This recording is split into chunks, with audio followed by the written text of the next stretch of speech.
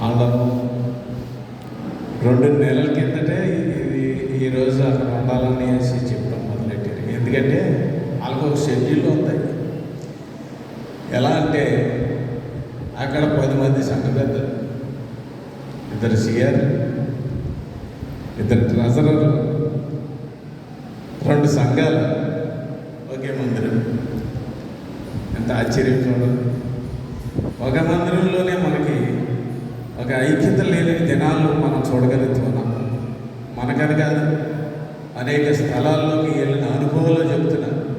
ఒక సంఘంలో, ఒక కుటుంబంలో మనకి కలవని ఇటువంటి సందర్భంలో ఒక వరలో 2 కత్తులు ఎముడునా అని దేవుడు చెప్పిన మాటలకు అక్కడ అతిథిగా వేరేగా జరుగుతున్నప్పుడు ఆ సంఘాన్ని బట్టి నేను ఎంతో ఆనందిస్తూ ఉంటాను.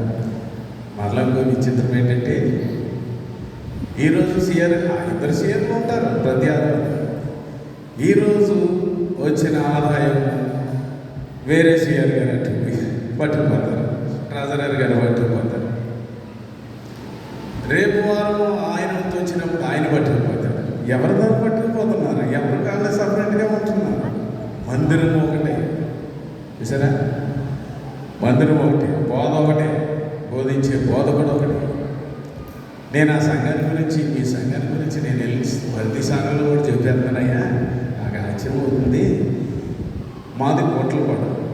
మీరు ఎంతమందికి తెలుసు తెలియదు అనేది. మీ మధ్యకి నేను చాలా పర్యాయం వచ్చిన వాడిని కనుక మనిషిని గుర్తింతారు, కానీ పేర్లు మర్చిపోవచ్చు. ఆయన ఎవరు అనుకుని కొంచెం అనుకునేవారు కొత్తవారు లేకపోవాలి. ఏది ఏమైనా నా ప్రియమైన దేవుని బిడ్డలారా, నేను మొదటి సంఘాన్ని ఎక్కువగా ప్రేమించిన వ్యక్తిగా ఉన్నాను. నా అనుభవం, నేను ఫెలోషిప్ అనుభవం కలిగి ఉన్నాను. నేను లోదరన్ సంఘాన్ని ప్రేమించే వ్యక్తిగా తరచుగా నేను లోదరన్ సంఘానికి వెళ్తూ ఉంటాను. మరి ఈ స్థలంలో ఏ సమయంలో సిఆర్ గారు లేని సందర్భంలో నాకు ఫోన్ వచ్చింది. నేను హైదరాబాద్లో ఉన్నాను. హైదరాబాద్ నుంచి నేను తప్పకుండా వస్తాను, గొర్రెలు కూడా నేను తప్పకుండా వస్తానని చెప్తాను. మీ మధ్యకి రావడం దేవుని కృప ఉన్నది.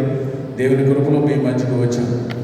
మనము దేవుని వాక్యాన్ని మంచి మనసు పెట్టి విన్నప్పుడు అద్భుతమైన కార్యాలు దేవుని యొద్ద నుండి, అద్భుతమైన రిజల్ట్ మనం చూడగలుగుతూ ఉంటాం. అమ్మా, మన హృదయం దేవునికి అప్పగించినప్పుడు దేవుడు మన హృదయం వాంఛలు తీర్చడమే కాదు, కానీ హృదయంలో ఉన్నటువంటి ప్రతి కోరికలు నెరవేరుస్తూ ఉంటాడు. కోరికలు నెరవేరాలనుకుంటాం, కానీ హృదయ వాంఛలు మాత్రము తీరలేదని బాధపడతాం. కారణం దేవుడు చెప్పినట్లు చేయము, కానీ దేవుడు మేలు చేయాలని మాత్రం చేస్తూ ఉంటాం.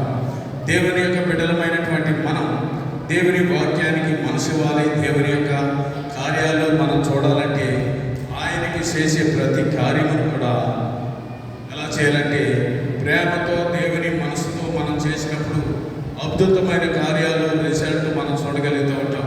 నా ప్రియమైన దేవుని బిడ్డలారా, దేవుని వాక్యాన్ని ఈ దినం మనం చదువుకున్నటువంటి దేవుని వాక్యంలోని యెషయా గ్రంథం 58వ అధ్యాయం 6 నుండి 12 వచనాలు మనం చదువుకున్నాం కదా. ఆయా మాటలు మనం దయచేసి చదవండి.